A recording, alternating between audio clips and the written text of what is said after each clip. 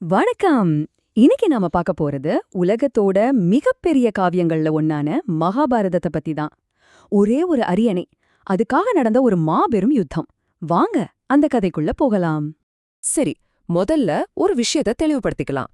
மகாபாரதம்ங்கிறது கிட்டத்தட்ட 1,00,000 ஸ்லோகங்கள் கொண்டது. அதாவது இலியாட், ஒடிசி இது ரெண்டையும் சேர்த்தா கூட அதை விட பல மடங்கு பெருசு. இவ்வளவு பெரிய ஒரு கதைய நாம சில நிமிஷங்கள்ல பார்க்க போறோம். கொஞ்சம் சவால் தான், ஆனா கண்டிப்பா சுவாரஸ்யமா இருக்கும்.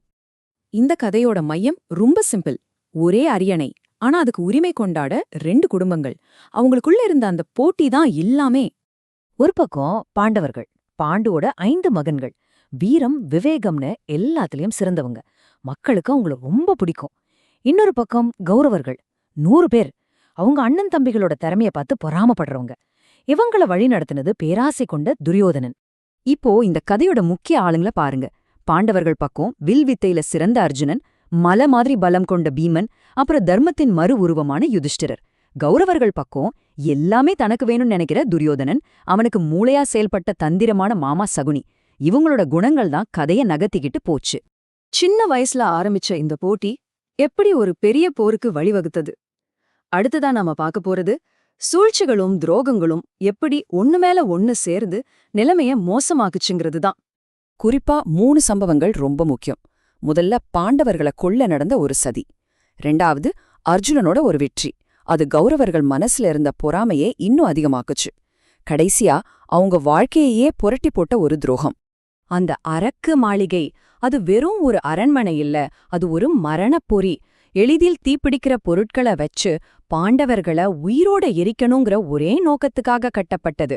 துரியோதனனோட கொடூரமான எண்ணத்துக்கு இது ஒரு பெரிய உதாரணம். ஆனா பாண்டவர்கள் அந்த அரக்கு மாளிகையிலிருந்து தப்பிச்சிடுறாங்க. மாறுவேஷத்துல இருக்கும்போது அர்ஜுனன் ஒரு ஸ்வயம்வரத்துல ஜெயிச்சு இளவரசி திரௌபதிய மணக்கறான். அவனோட இந்த வெற்றி கௌரவர்கள் மனசுல இருந்த வெறுப்ப இன்னும் அதிகமாக்கிடுச்சு. இதுதான் அந்த கடைசி துரோகம். சகுனி சூழ்ச்சி செஞ்சு ஒரு பகடையாட்டத்துக்கு ஏற்பாடு பண்றான். அவனோட பகடைகள் தான் அவனோட ஆயுதம். அந்த ஆட்டத்துல பாண்டவர்கள் கிட்ட இருந்து எல்லாத்தையும் பறிச்சுக்கிறான். அந்த ஒரே ஒரு சூதாட்டம் பாண்டவர்களோட வாழ்க்கையே தலைகீழா மாத்திடுச்சு. அவங்க நாடு, சொத்து, ஏன் அவங்களோட சுதந்திரத்தையே இழந்துட்டாங்க. இதுக்கு தண்டனையா 13 வருஷம் காட்டுக்குள்ள வனவாசம் போக வேண்டிய நிலைமை.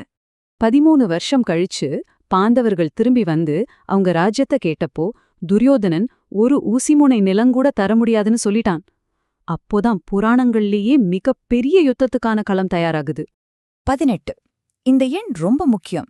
18 அக்ஷோகிணிகள், அதாவது லட்சக்கணக்கான வீரர்கள் குருக்ஷேத்திர களத்துல ஒன்னு கூடினாங்க. இந்த போர் ஒரு முழு தலைமுறையே அழிக்கப் போகுது. சரி, 18 நாள் போர் பயங்கரமா நடந்துச்சு. அதுக்கப்புறம் என்ன ஆச்சுன்னு பாருங்க. லட்சக்கணக்கான பேர்லிருந்து கடைசியில மிஞ்சினது வெறும் விரல் விட்டு எண்ணக்கூடிய சிலர்தான். பேரழிவோட அளவு உண்மையிலேயே கற்பனைக்கு எட்டாதது. அதாவது லட்சக்கணக்கில் ஆரம்பிச்ச இந்த போர்ல கடைசியில மிஞ்சினது வெறும் 10 பேர் மட்டும்தான். பாண்டவர்கள் பக்கம் 7 பேர், கௌரவர்கள் பக்கம் 3 பேர். வெற்றி கிடைச்சதுதான், ஆனா அதுக்கு கொடுத்த விலை ரொம்ப அதிகம். கடைசியில பாண்டவர்களுக்கு அவங்க ராஜ்யம் திரும்ப கிடைச்சுது. ஆனா கதையோட முடிவு ஒரு கொண்டாட்டமா இல்ல.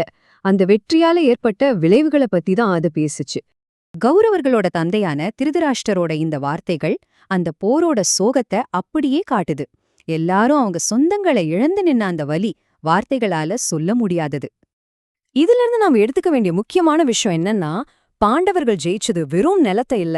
அவங்களோட வெற்றி எவ்ளோ கஷ்டம் வந்தாலும் தர்மம், அதாவது நீதி, நிச்சயம் ஜெயிக்குங்கிறதுக்கு ஒரு பெரிய சாட்சி. கடைசியா இந்த காவியம் நம்மகிட்ட ஒரு கேள்விய விட்டுட்டு போகுது. ஒரு பெரிய போர் எல்லாத்தையும் அழிச்சு இருவுல மட்டும் விட்டுட்டு போகும்போது அந்த இடத்துல தர்மம்ங்கிற ஒளி எப்படி உயிரோட இருக்கு?